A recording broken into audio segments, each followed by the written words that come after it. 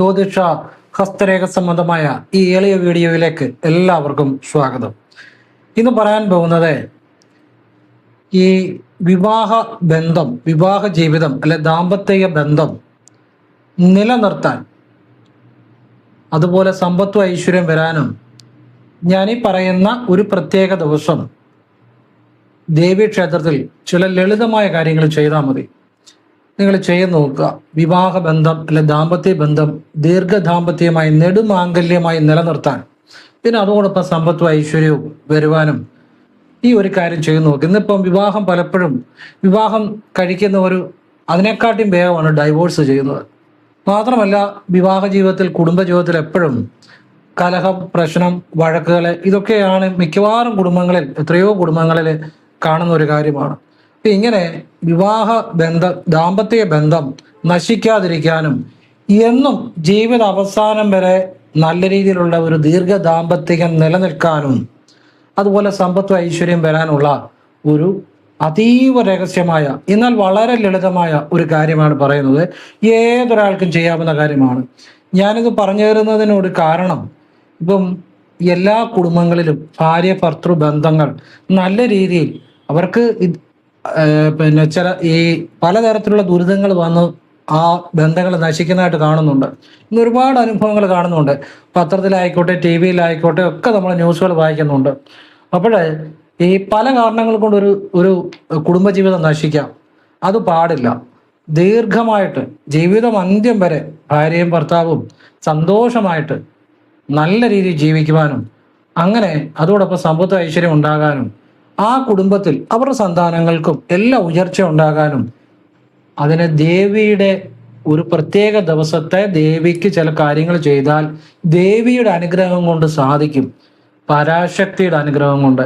അങ്ങനെ ആ പരാശക്തിയുടെ ഒരു അത്ഭുതമായ കാര്യമാണ് പറഞ്ഞു തരുന്നത്. ഇതിന് മൂല്യം നിർണ്ണയിക്കാൻ പറ്റത്തില്ല. ഈ പറഞ്ഞു തരുന്ന അറിവിന് മൂല്യം നിർണ്ണയിക്കാൻ പറ്റത്തില്ല. വെച്ചാൽ ഇതിന് വില നിശ്ചയിക്കാൻ പറ്റത്തില്ല, അല്ലെ ഇതിന് മൂല്യം നിശ്ചയിക്കാൻ പറ്റത്തില്ല. അത്രയൊരു അറിവ് പറഞ്ഞുതരാൻ പോകുന്നത്. കാരണം ഒരാളുടെ കുടുംബജീവിതം എന്ന് വെച്ചാൽ അത് നിലനിൽക്കുന്നത് കൊണ്ട് ഒരുപാട് ഒരു വലിയൊരു പുണ്യം കിട്ടുന്ന ഒരു കാര്യമാണ് ഒരു ദാമ്പത്യ ജീവിതം നല്ലതായിട്ട് മുന്നോട്ട് പോകുന്നത്. കാരണം ആ കുടുംബത്തിലെ ഭാര്യയുടെയും ഭർത്താവിൻ്റെയും ആ ഒരു നല്ല രീതിയിലുള്ള ഒരു ക്ഷേമകരമായ ജീവിതം ഉണ്ടാകുമ്പോൾ ആ മക്കൾക്കും അതിന് ഉയർച്ച ഉണ്ടാകും. അങ്ങനെയുള്ള കുടുംബങ്ങൾ ചേരുന്ന ഈ സമൂഹത്തിലും നല്ല ഒരു ഐശ്വര്യങ്ങൾ ഉണ്ടായി വരും. പല പ്രശ്നങ്ങളുടെയും തുടക്കം കുടുംബത്തിൽ നിന്നാണ്. പലരും പല കാര്യങ്ങളും ചെയ്യുന്നു, മോശമായി പോകുന്നു, പല പ്രശ്നങ്ങളിലേക്ക് ചെന്ന് ചാടുന്നു. ഇതെല്ലാം ഇതിൻ്റെ ഒരു മൂല കാരണം കുടുംബത്തിൽ നിന്നാണ് തുടങ്ങുന്നത്. കുടുംബത്തിലെ ചില പ്രശ്നങ്ങൾ തന്നെയാണ് പല വലിയ വലിയ പ്രശ്നങ്ങളിലേക്കും പലരെ എത്തിക്കുന്നത്. അത് പുരുഷനായിക്കോട്ടെ, സ്ത്രീ ആയിക്കോട്ടെ. ഇപ്പൊ കുടുംബത്തിൽ നിന്ന് ഇതെല്ലാം തുടങ്ങുന്നത്. ആ ഒരു കുടുംബം നന്നായിട്ട് പോയാൽ അതിന് അപ്പുറം വേറൊരു കാര്യമില്ല. ഇത് ലക്ഷങ്ങൾ കൊടുത്താലും കിട്ടാത്ത കാര്യമാണ്. ആരും ഇതുപോലെ പറഞ്ഞു തരത്തില്ല. അങ്ങനെയുള്ളൊരു കാര്യമാണ്. ഇത് നിങ്ങളുടെ എല്ലാം ജീവിതത്തിൽ പ്രയോജനപ്പെടും. അതോടൊപ്പം സമ്പത്തും ഐശ്വര്യം വരാൻ വേണ്ടിയും. അപ്പോൾ എനിക്കിത് പറയുന്നതിന് വളരെ സന്തോഷമുണ്ട്. നിങ്ങൾ വീഡിയോ മുഴുവൻ കാണാൻ ശ്രമിക്കണം. കാരണം അത്ഭുതകരമായ കാര്യമാണ് പറഞ്ഞു തരുന്നത്. ഏതൊരു സാധാരണക്കാരനും ചെയ്യാവുന്ന ലളിതമായ കാര്യമാണ് പറഞ്ഞു തരുന്നത്. എല്ലാത്തിനും ശിവഭഗവാനും പാർവ്വതീദേവിക്കും നന്ദി, അഗസ്ത്യർക്കും നന്ദി. ഇതൊക്കെ എനിക്ക് പറഞ്ഞു തരാൻ പറ്റുന്നത് എല്ലാം അവരുടെയൊക്കെ അനുഗ്രഹം അല്ലെ അവരുടെ കാരുണ്യം കൊണ്ടാണ്. എൻ്റെ അറിവോ കഴിവോ ഒന്നും ഇതിൻ്റെ അകത്തില്ല. അപ്പോൾ ഇതിനെല്ലാം ആ ഈശ്വരന്മാർക്കും ഒക്കെ നന്ദി, ഗുരുക്കന്മാർക്കും നന്ദി. ഇനി ഞാൻ വിഷയത്തിലേക്ക് വരാം. അതിനു മുമ്പ് ഒരു കാര്യം പറയാം. നേരിട്ട് കൺസൾട്ടിങ് ഇല്ല, വാട്സപ്പ് വഴി മാത്രമേ ഉള്ളൂ. സംഖ്യാജ്യോതിഷം, ഹസ്തരേഖ, ഗ്രഹനില ഇതൊക്കെയാണ് വിശകലനം ചെയ്യുന്നത്. താല്പര്യമുള്ളവർ വാട്സപ്പ് ഇടുക. ഫ്രീ ആകുമ്പോൾ ഞാൻ റിപ്ലൈ തരും. എല്ലാവർക്കും റിപ്ലൈ തരാൻ പറ്റത്തില്ല. പറ്റുന്നവർക്ക് ചെയ്യുന്ന രീതി പറയും. ഞാൻ ഇതുപോലെ നല്ല കാര്യങ്ങളെ പറയാത്തുള്ളൂ. അതോടൊപ്പം നമ്മൾ പരിശ്രമിക്കാൻ കൂടെ ചെയ്യണം. അത്രയും കേട്ടിട്ട് ആവശ്യമുള്ളവർ ചെയ്യാല്ലേ ചെയ്യാതിരിക്കും. ഇന്നൊരു വഴിപാട് ചെയ്താൽ നാളെ ഫലം കിട്ടുമെന്ന് വിചാരിച്ച് ചെയ്യണ്ട എന്ന് ഞാൻ പറയുന്നത്. ചിലപ്പോൾ ആവർത്തിക്കേണ്ടി വരും, നമ്മുടെ വിശ്വാസം അവിടെ കൊടുക്കേണ്ടി വരും, നമ്മൾ പ്രയത്നിക്കാൻ കൂടെ ചെയ്യേണ്ടി വരും. എല്ലാം നല്ല കാര്യങ്ങളാണ് പറയുന്നത്. ആവശ്യമുള്ളവർ ചെയ്യാം, അല്ലാത്തവർ ചെയ്യണ്ട. ഫോൺ വിളിച്ചാലും കിട്ടത്തില്ല, നേരിട്ട് വന്ന് നോക്കിയാലും സമയമില്ല, നേരിട്ടും നോട്ടമില്ല. നമ്മൾ വാട്സപ്പ് വഴി മാത്രമേ ഉള്ളൂ. അപ്പോൾ സമയമില്ലാത്തതുകൊണ്ടാണ്. പിന്നെ അപ്പോൾ സാഹചര്യം പറഞ്ഞതേ ഉള്ളൂ. ഇനിയും വിഷയത്തിലേക്ക് വരുവാണ്. പിന്നെ ഒരു സന്തോഷം കൂടെ പറഞ്ഞിട്ട് ഞാൻ വീഡിയോയിലേക്ക് വരാം. എനിക്ക് ചില ഭാഗ്യങ്ങൾ ജീവിതത്തിൽ കിട്ടിയിട്ടുണ്ട്. എന്ന് വെച്ചാൽ നിങ്ങൾ ഉദ്ദേശിക്കുന്ന നിങ്ങളുടെ രീതിയിലുള്ള വലിയ ഭാഗ്യങ്ങൾ എന്ന് പറയാൻ പറ്റത്തില്ല. എനിക്ക് എൻ്റെ രീതിയിൽ നോക്കുമ്പോൾ ചില വലിയ ഭാഗ്യങ്ങൾ ജീവിതത്തിൽ കിട്ടിയിട്ടുണ്ട്. അതിന് പരമേശ്വരനും പരമേശ്വരിക്കും അഗസ്ത്യമുനിക്കും മുരുകനും ഒക്കെ ഞാൻ നന്ദി പറയുന്നു. അതായത് എനിക്ക് പലപ്പോഴും കാശി വിശ്വനാഥ ക്ഷേത്രത്തിൽ നിന്ന് വിഭൂതി അല്ലെങ്കിൽ ഭസ്മം കിട്ടാറുണ്ട്. അത് അവിടെ പോകുന്ന ഓരോരുത്തർ കൊണ്ടുതരുന്നതാണ്. ഞാൻ ആവശ്യപ്പെട്ടിട്ടല്ല, അവർ പോകുന്നവർ പലരും കൊണ്ടുതരും. ചോദിച്ചിട്ടോ പറഞ്ഞിട്ടോ പറഞ്ഞു വിട്ടിട്ടോ അല്ല. ഈ പ്രാവശ്യം ഒരാൾ എനിക്ക് കാശി വിശ്വനാഥ ക്ഷേത്രത്തിലെ വിഭൂതി അല്ലെ ഭസ്മം കൊണ്ടു തന്നു, അതായത് തൊട്ടിരിക്കുന്നത്. പിന്നെ അവിടുത്തെ കൂവളത്തിലെ കൊണ്ടു തന്നു, അവിടുത്തെ കാശി വിശ്വനാഥ ക്ഷേത്രത്തിലെ. അത് ഞാൻ ഭഗവാന്റെ കാലിൽ വെച്ചിരിക്കുക. ഇത് കൂവളത്തിലെയാണ്, അത് ഭഗവാന്റെ പാദത്തിൽ വെച്ചിരിക്കുക. അപ്പം അവരെയും ദൈവം അനുഗ്രഹിക്കട്ടെ. എനിക്കെന്ത് കിട്ടിയാലും അത് ഭഗവാന് തന്നെയാണ് സമർപ്പിക്കുന്നത്. പിന്നെ വീട്ടിലും ഇരിപ്പുണ്ട് കാശി വിശ്വനാഥന്റെ അവിടുത്തെ ഭസ്മം, ഒരു ഡപ്പിക്കകത്തിരിപ്പുണ്ട്. അത് പലപ്പോഴായിട്ട് എനിക്ക് പലരും കൊണ്ടു തരുന്നുണ്ട്. അതിനെനിക്കൊരു ഭാഗ്യം ഉണ്ടായിട്ടുണ്ട്. അതിന് ഭഗവാന് നന്ദി, അമ്മയ്ക്ക് നന്ദി, പിന്നെ അഗസ്ത്യർക്ക് നന്ദി, എല്ലാവർക്കും നന്ദി. പിന്നെ അതുപോലെ തന്നെ എനിക്ക് ഈ രുദ്രാക്ഷം ധാരാളം കിട്ടാറുണ്ട്. വീട്ടിലൊക്കെ ഇഷ്ടം പോലെ രുദ്രാക്ഷമാണ്. ഇത് ഞാൻ ആരോടും ആവശ്യപ്പെടുന്നതല്ല, ചോദിക്കുന്നതല്ല. എനിക്ക് ഈ കുംഭമേള എന്ന് പറഞ്ഞാൽ മലപ്പുറത്ത് നടന്നതല്ല, മറ്റേ നമ്മുടെ കുംഭമേളയ്ക്ക് ശിവലിംഗത്തിൽ ചാർത്തിയ അഘോരികൾ രുദ്രാക്ഷം, അവിടെ പോയ ഒരു മാധ്യമ പ്രവർത്തകനാണ്, വേണ്ടപ്പെട്ട നമ്മുടെ ഒരു ബന്ധുവും കൂടാണ്. അദ്ദേഹത്തിന് ഒരു ആത്മീയമായ അനുഗ്രഹമുള്ള വ്യക്തിയാണ്. അദ്ദേഹത്തിന് അഘോരികൾ ശിവലിംഗത്തിൽ ഇട്ട രുദ്രാക്ഷം കൊടുത്തു. അദ്ദേഹം അതുകൊണ്ട് എനിക്ക് തന്നു. അപ്പം ഇത് ഓരോന്നിലും എഴുതി വെച്ചിട്ടുണ്ട്, ഇത് ആര് ധരിക്കണം എന്നുള്ള ഈശ്വരൻ. അത് എനിക്കായിരുന്നു അത് വിധി, അതുകൊണ്ട് എനിക്കത് കിട്ടി.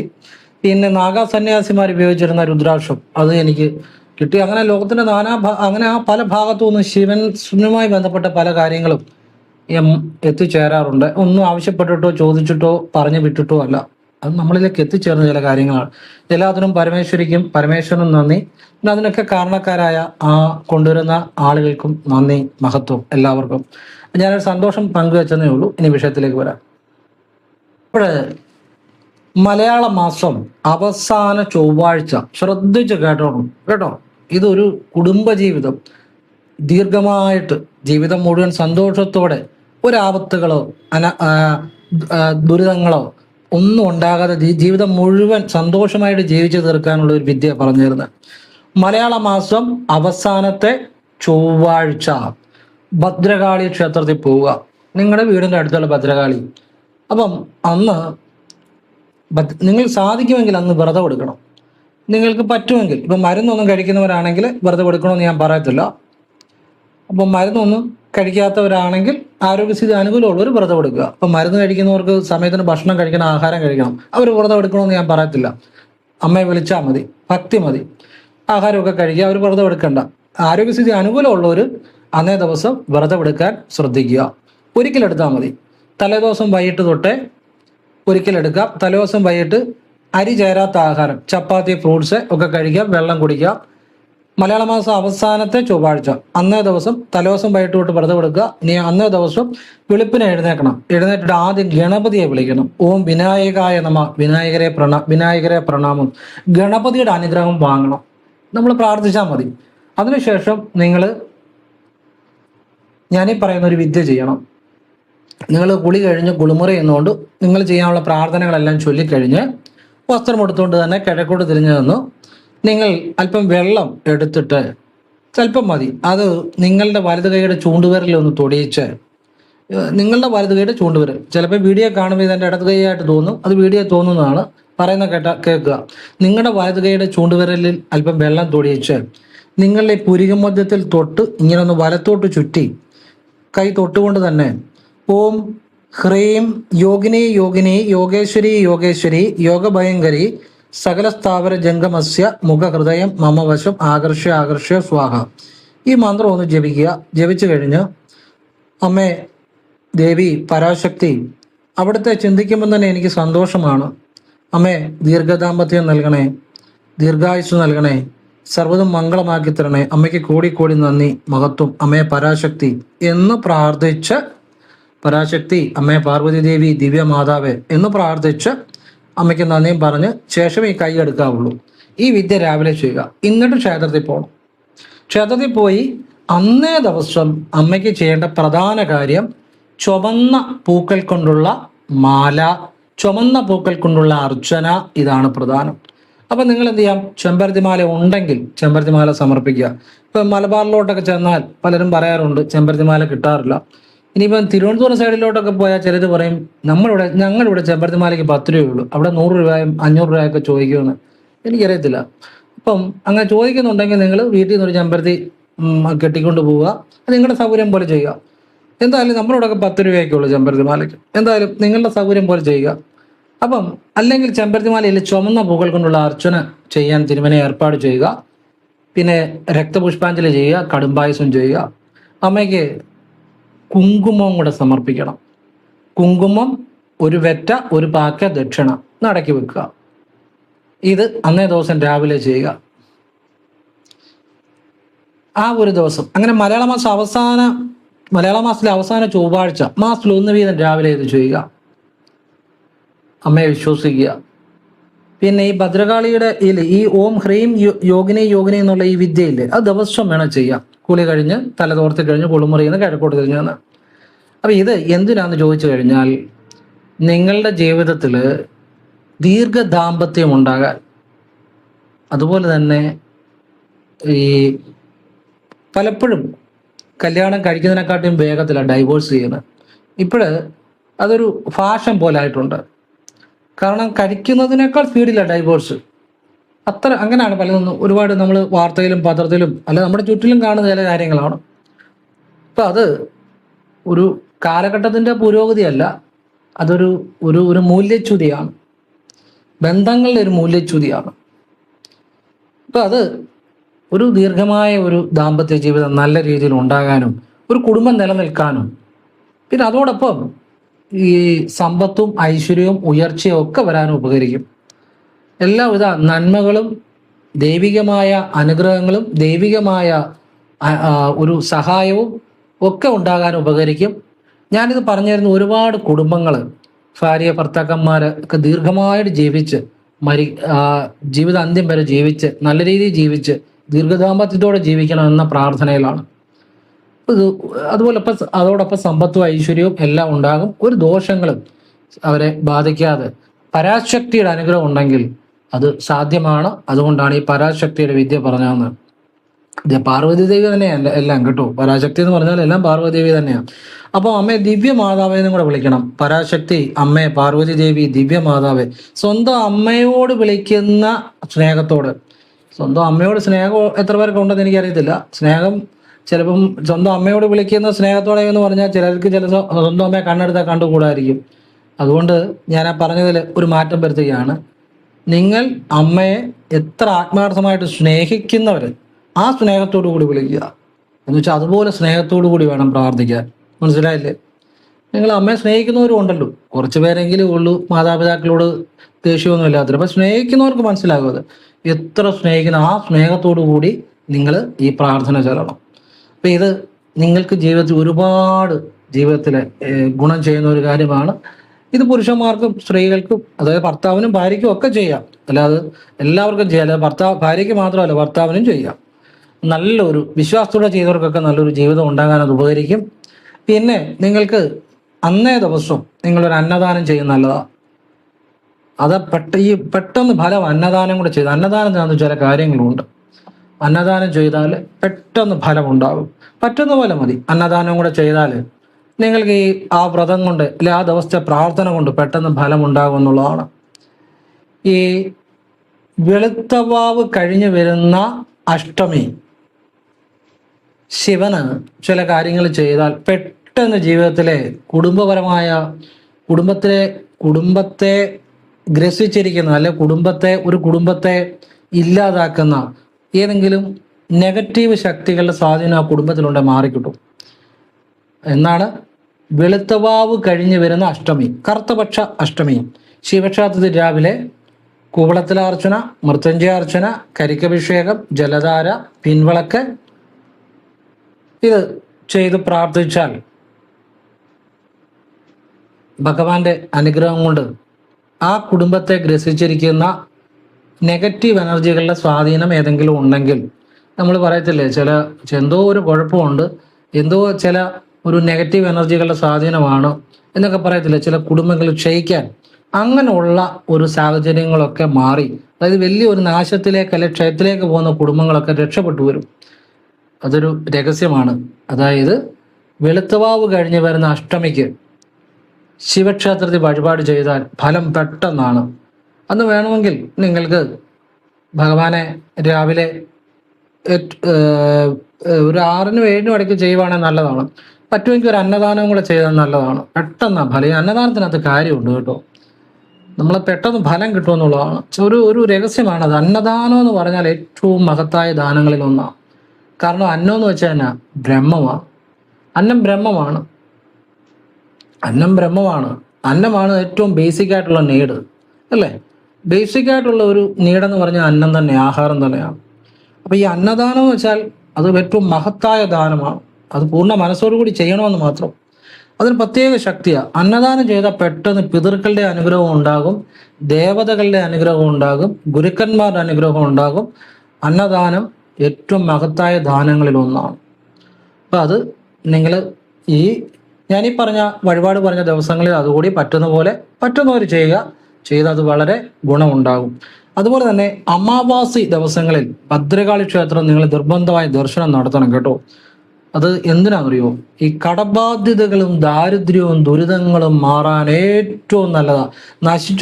നശിച്ചു പോയ തറവാടുകൾ പോലും പെട്ടെന്ന് ഉയർന്നു വരും സാമ്പത്തികമായിട്ട്. അമാവാസി ദിവസങ്ങളിൽ നിങ്ങൾ അടുത്തുള്ള ഭദ്രകാളി ക്ഷേത്രത്തിൽ പോവുക. നിങ്ങൾ ഭദ്രകാളി ക്ഷേത്രത്തിൽ പോയി അമ്മയ്ക്ക് പ്രധാനമായിട്ടും ചെയ്യേണ്ടത് ഭാഗ്യസൂക്ത പുഷ്പാഞ്ജലി, കടുംബായുസം, ചുമന്ന പൂക്കളും വെള്ളപ്പൂക്കൾ കൊണ്ട് അർച്ചന ചെയ്യാൻ തിരുമേനോട് പറയുക. കുളമുള്ള ക്ഷേത്രം തിരഞ്ഞെടുക്കണം. മലര് കൊണ്ട് മീനൂട്ടൂടെ ചെയ്യുക. അമ്മയെ മനസ്സ് സമർപ്പിച്ച് പ്രാർത്ഥിക്കണം. നിങ്ങളുടെ കയ്യിൽ ഉള്ള പോലെ ചില്ലറയോ പിടിപ്പണമോ നോട്ടോ അമ്മയ്ക്ക് സമർപ്പിക്കുക. എൻ്റെ കയ്യിൽ ഇതിൽ ഉള്ളെന്ന് പറഞ്ഞാൽ മതി, ബാക്കി അമ്മ തന്നോളൂ. ഇത് കർത്തവാവ് തോറും രാവിലെ ചെയ്യുന്നത് മാസത്തിലൊന്ന് വീതം സാധിക്കുന്ന പോലെ ചെയ്താൽ മതി. എത്ര നശിച്ചു പോയ കുടുംബവും രക്ഷപ്പെട്ടു വരുമെന്നുള്ളതാണ്. അതിന് സാധിക്കുമെന്നുള്ളതാണ്. കർത്തവാവിന് ഭദ്രകാളിയെ വിളിച്ചാൽ അച്ചട്ട ഫലം. ആ ഭക്തനെ ഭദ്രകാളി അമ്മ മാറ്റി നിർത്തത്തില്ല. മനസ്സിലാകുന്നുണ്ടോ? ആ ഭക്തന് ഉടനെ ഫലം കൊടുക്കും. അതാണ് ഈ കർത്തവാവിന്റെ രഹസ്യം. ഇത് പണ്ട് കാലത്ത് പലർക്കും അറിയാവുന്നവരുണ്ട്. അവരൊക്കെ അത് പല രീതിയിൽ പ്രയോജനപ്പെടുത്തിയവരുമുണ്ട്. കർത്തവാവിന് ഭദ്രകാളി ഉപാസിക്കുന്ന ആളുകളൊക്കെ ഉണ്ടായി. അപ്പം നമ്മളിപ്പം നല്ല രീതിയിലുള്ള ക്ഷേത്രത്തിൽ പോലുള്ള കാര്യം ചെയ്യുക, അങ്ങനെ മനസ്സിലാക്കുക, എല്ലാം നല്ല കാര്യങ്ങളാണ്.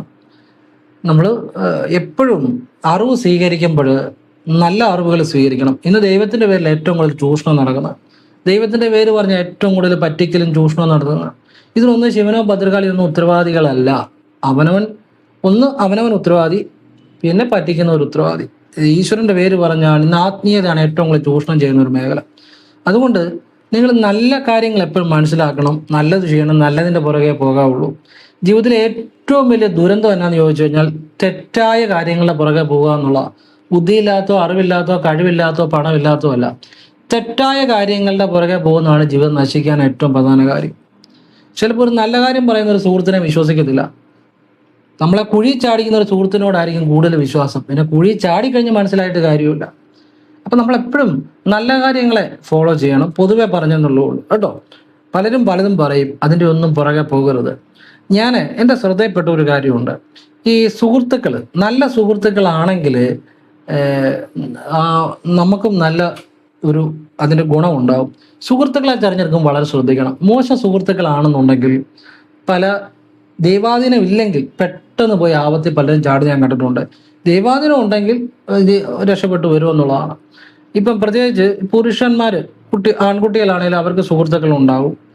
അവർ ഈ നല്ല രീതിയിൽ നടക്കുന്നവരാണെങ്കിലും കൂട്ടുകൂടി കഴിയുമ്പോൾ കൂട്ടുകാരോടൊരു കൂടുതൽ സ്നേഹമായി കഴിയുമ്പോൾ പോയി അത് ഇത് തെറ്റായ ചില കാര്യങ്ങളുടെ പുറകെ ചിലപ്പം പോയെന്ന് വരും. അങ്ങനെ എത്രയോ കുട്ടികൾ ഈ എഞ്ചിനീയറിങ്ങിനും ബിടെക്കിനും ഒക്കെ പഠിക്കുന്ന കുട്ടികൾ വഴിതെറ്റിപ്പോയ എത്രയോ അനുഭവങ്ങൾ നമ്മൾ കേട്ടിട്ടുണ്ട്.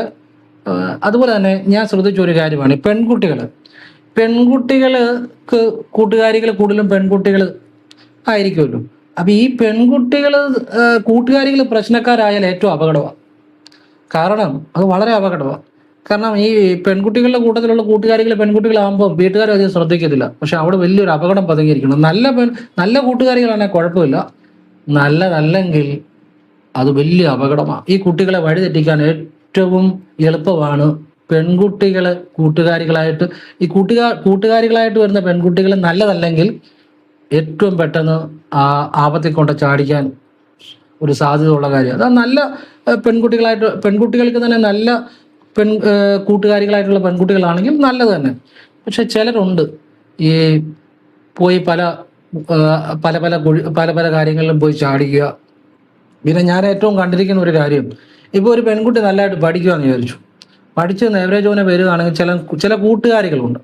ഇപ്പം ആരെങ്കിലും നോക്കി ഒന്ന് ചിരിച്ചു, അല്ലെ നമ്മൾ ആ കൊച്ചാരെങ്കിലും പോയി നോക്കി ഒന്ന് ചിരിച്ചു, കൂടെയുള്ള ചില കൂട്ടുകാരികൾ പറഞ്ഞു കൊടുക്കും, അത് കണ്ടോ അവന് നിന്നോട് സ്നേഹമാണ്, അങ്ങനെ നിനക്ക് എന്തോ ഉണ്ടല്ലോ, ഇങ്ങനെ പറഞ്ഞ് ഈ പ്രേമബന്ധത്തിലൊക്കെ ഈ കൂട്ടുകാരികളാണ് ഈ കൂടുതലും ഇങ്ങനെ പറഞ്ഞ് ഈ പല പെൺകുട്ടികളെയും കൊണ്ട് പ്രേമബന്ധത്തിൽ ചാടിച്ച് പഠിക്കേണ്ട സമയത്ത് പഠിക്കത്തുമില്ല, പ്രേമബന്ധത്തിൽ ചാടി ജീവിതം പലരുടെയും പ്രതിസന്ധിയിലാകുന്ന ഒക്കെ ആയിട്ട് നമ്മൾ പലപ്പോഴും കണ്ടിട്ടുണ്ട്.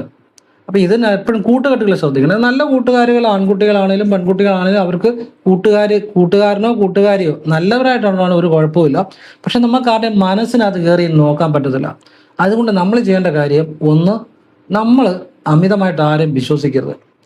നമുക്കൊരു ലക്ഷ്യം വേണം. പഠിച്ച് നല്ലൊരു ജോലി കിട്ടി കല്യാണം കഴിച്ച് പ്രേമിച്ചോ ജീവിതം മുഴുവൻ. പഠിക്കുന്ന സമയത്ത് അതിന് പോയി കഴിഞ്ഞാൽ പഠിത്തവും ഇല്ല, പ്രേമിച്ച് കല്യാണം കഴിച്ചു കഴിഞ്ഞാൽ നല്ലൊരു ജോലിയും കാര്യങ്ങളും സാമ്പത്തിക നിലയില്ലെങ്കിൽ അവിടെ ആ പ്രേമം ഉണ്ടാകത്തില്ല. സാമ്പത്തികം ഇല്ലെങ്കിൽ പ്രേമം ഉണ്ടാകത്തില്ല. പഠിക്കുന്ന സമയം നല്ലൊരു ജോലി സമ്പാദിക്കാൻ ഒരു ലക്ഷ്യം ഉണ്ടാകണം. അല്ലാതെ ഈ കൂട്ടുകാരന്മാരും പറയുന്നതിൻ്റെയൊക്കെ പുറകെ പോയവർ നല്ല രീതിയിലല്ലാത്തവരുടെ അത് രക്ഷപ്പെടുത്തുമില്ല. അപ്പോൾ അതുകൊണ്ട് നമ്മളൊന്ന് എപ്പോഴും ശ്രദ്ധിക്കണം, സൗഹൃദങ്ങൾ ശ്രദ്ധിക്കണം. അതിപ്പം നമ്മൾക്കിപ്പോൾ മറ്റുള്ളവരെ നന്നാക്കാൻ പറ്റത്തില്ല, നമ്മൾ നന്നാകാനേ പറ്റത്തുള്ളൂ. അതുകൊണ്ട് നമ്മൾ ആരെയും ഒഴിവാക്കണ്ട, പക്ഷേ എങ്കിലും നമ്മളൊരു ഗ്യാപ്പ് ഇട്ട് നിൽക്കണം എപ്പോഴും. അതുപോലെ തന്നെ ഭദ്രകാളി പ്രീതി ഉണ്ടെങ്കിലും ഈ ആവശ്യമില്ലാത്തവരൊന്നും നമ്മളോട് ഇങ്ങോട്ട് കൂടുതൽ അടുപ്പത്തിന് വരത്തില്ല. അതുകൊണ്ട് ഏറ്റവും നല്ലതാണ് ഓം കാളി കാളി മഹാകാളി ഭദ്രകാളി നമസ്തുതേ കുലം ച കുലധർമ്മം ച മാം ച പാലയ പാലയ. ഈ മന്ത്രം രാവിലെ കുളി കഴിഞ്ഞ് തല തോർത്തിക്കഴിഞ്ഞ് കുളിമുറയിൽ നിന്ന് കിഴക്കോട്ട് തിരിഞ്ഞു നിന്ന് ഇടതുകാലം മുന്നോട്ട് വെച്ച് ഇടതുകൈ ഇടനെഞ്ചി തൊട്ട് ജപിച്ച് എന്നെ സംരക്ഷിക്കണേ അമ്മേ, സഹായിക്കണേ അമ്മേ എന്ന് പ്രാർത്ഥിച്ചാൽ ഒരു പരിധി വരെ ആവശ്യമില്ലാത്ത പ്രശ്നങ്ങളിൽ പോയി ചാടത്തില്ല. ഇത് ആര് പ്രാർത്ഥിക്കുന്നോ അവർക്ക് ഫലം ഉണ്ടാകും. ഇനി മറ്റുള്ളവർക്ക് വേണ്ടി വീട്ടിലെ അച്ഛനും അമ്മയ്ക്കും ഒക്കെ മക്കൾക്ക് വേണ്ടിയും ചെയ്യാം, മക്കൾക്ക് സ്വയം ചെയ്യാം. പിന്നെ വെള്ളിയാഴ്ച ഭദ്രകാളി ക്ഷേത്രത്തിൽ രക്തപുഷ്പാഞ്ജലിയും ചെമ്പരത്തിമാല നൽകിയാലും വെള്ളിയാഴ്ചകൾ സാധിക്കുന്ന പോലെ ആവർത്തിച്ചാലും ആവശ്യമില്ലാത്ത പ്രശ്നങ്ങളൊന്നും പോയി ചാടത്തില്ല, സദ്ബുദ്ധി ഉണ്ടാകും. അപ്പം ഇതൊക്കെ ഇന്നത്തെ കാലത്ത് ശ്രദ്ധിക്കേണ്ട കാര്യങ്ങളാണ്. നമ്മൾ ടി വിയിലും പത്രത്തിലും ചുറ്റും കാണുന്ന ചില കാര്യങ്ങളാണ് പറഞ്ഞത്. ഞാൻ ഈ കുറച്ച് നാൾ മുമ്പ് എൻ്റെ ഫാദറിന് കുറച്ച് മരുന്നുമായിട്ട് ഞാൻ നടന്നു വരികയാണ്. അപ്പോഴത്തേനും ഒരു പയ്യൻ ബൈക്കേ വീണ് കിടക്കുകയാണ്. അപ്പം ഞാൻ ഉടനെ വിചാരിച്ച്, ഒരു പയ്യനാണ്, അവൻ താഴെ വീണ് കിടക്കുക. അപ്പോൾ ആരും ഹെൽപ്പ് ചെയ്യുന്നില്ല. അപ്പം ഞാൻ വിചാരിച്ചു ഈ പയ്യനെ ആ ബൈക്ക് ഒന്ന് പൊക്കി കൊടുക്കാം, പയ്യനെ ഹെൽപ്പ് ചെയ്തേക്കാന്ന് വിചാരിച്ചു. ഞാൻ എൻ്റെ ഇരുന്ന മരുന്ന് ഞാൻ കുറച്ച് അങ്ങോട്ട് മാറ്റി വെച്ചിട്ട് ഈ പയ്യനെ ബൈക്ക് പൊക്കാൻ വേണ്ടി സഹായിച്ചു. തിരിച്ചു വന്നപ്പോൾ എൻ്റെ മരുന്നില്ല. അത് ഒരുത്തനെടുത്തുകൊണ്ട് ഓടി. ഈ മോഷണമൊക്കെ നടത്തുന്ന ഒരുത്തനാണ്. ഞാൻ പിന്നെ അതിൻ്റെ പുറകെ ഓടാൻ പോയില്ല, അവനെടുത്തോട്ടെന്ന് വിചാരിച്ചു. പക്ഷേ അതുകൊണ്ട് എനിക്കൊരു ഗുണമുണ്ടായി. എന്താണെന്നറിയോ? ഞാൻ പിന്നെ ആലോചിച്ചു, എടാ ഇപ്പം ഞാൻ ഓടി അവൻ്റെ നിന്ന് വേണം എനിക്ക് മരുന്ന് മേടിക്കാം, പക്ഷേ എനിക്ക് ഓടാൻ സമയമില്ലാത്തതുകൊണ്ട് ഞാൻ ഓടിയില്ല. എടാ ഇവനെ ഞാൻ വിചാരിച്ചാൽ അവൻ നന്നാകത്തില്ല, പക്ഷേ ഞാൻ ശ്രദ്ധിച്ചാൽ എൻ്റെ ജീവിതത്തിൽ ഇനിയും ഗുണമുണ്ടാവും. അതുകൊണ്ട് ഞാനിപ്പോൾ ഏതൊരു കാര്യവും ഞാൻ ഒരു മൊബൈലാണേലും ഏതാണേലും ഞാൻ ചുമ്മാ അലക്ഷ്യമായിട്ട് ഒരിടത്ത് വെക്കത്തില്ല, ഞാൻ ശ്രദ്ധിക്കും. അതുകൊണ്ട് എനിക്ക് ഗുണമുണ്ട്. ഇപ്പം നേരത്തെ ഇങ്ങനെ ആരെങ്കിലും എടുത്തുകൊണ്ട് പോകുമെന്നുള്ളൊരു ചിന്ത ഉള്ളതുകൊണ്ട് ഏത് സാധനം സൂക്ഷിച്ചാണ് വെക്കുന്നത്. അങ്ങനെ ഞാൻ നന്നാകാൻ തീരുമാനിച്ചു, അതുകൊണ്ട് എനിക്ക് ഗുണമുണ്ട്. എന്ന് പറഞ്ഞ പോലെ നമുക്ക് കൂട്ടുകാരെ എല്ലാം നന്നാക്കാൻ പറ്റത്തില്ല, നമ്മൾ നന്നാകുക എന്നുള്ളത്, അതാണ് എളുപ്പം. അപ്പം ഇതൊക്കെ ജീവിതത്തിൽ ഉപകാരപ്പെടുന്ന കാര്യങ്ങളാണ് കേട്ടോ. അത് എൻ്റെ അറിവുകൾ പറഞ്ഞതേ ഉള്ളൂ. നിങ്ങൾക്ക് ഇഷ്ടമുണ്ട് സ്വീകരിക്കുക, അല്ലെ തള്ളിക്കളയാം, നിങ്ങൾക്ക് സ്വാതന്ത്ര്യമുണ്ട്. എൻ്റെ അനുഭവങ്ങളും അറിവുകൾ പറയാൻ എനിക്ക് സ്വാതന്ത്ര്യമുണ്ട്, ആ നിലയിൽ പറഞ്ഞാൽ. അപ്പം ഇതെല്ലാം നിങ്ങളുടെ ജീവിതത്തിൽ പിന്നെ ഏതൊരാളും ഉറപ്പായിട്ടും ചെല്ലേണ്ട ചില മന്ത്രങ്ങളുണ്ട്, ജീവിതം മാറ്റുന്ന ചില മന്ത്രങ്ങൾ. അത് ഏതൊക്കെയാണ്? ഓം നമോ നാരായണായ. ഓം നമോ നാരായണായ നമാന്ന് ജപിക്കരുത്. ഓം നമോ നാരായണായ. ഓം നമോ ഭഗവതേ വാസുദേവായ. ഓം നമ ശിവായ. ഓം കാളി കാളി മഹാകാളി ഭദ്രകാളി നമസ്തുതേ. കുലം ച കുലധർമ്മം ച മാം ച പാലയ പാലയ. സർവമംഗള മംഗല്യേ ശിവേ സർവാർത്ഥ സാധികേ ശരണ്യേ ത്രയംബകേ ഗൗരി നാരായണേ നമസ്തുതേ. ഓം ശരവണ ഭവ. ഓം കൃഷ്ണായ നമ.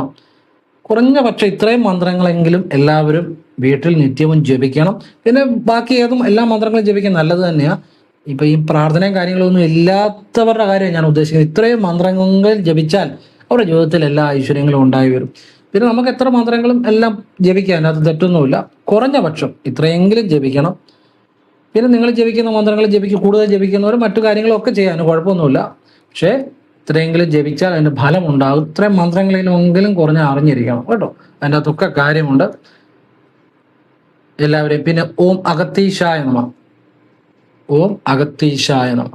എല്ലാവരെയും ഈശ്വരൻ അനുഗ്രഹിക്കട്ടെ. ഓം കൃഷ്ണായ നമ. ശിവോഹം. ശിവശിവം.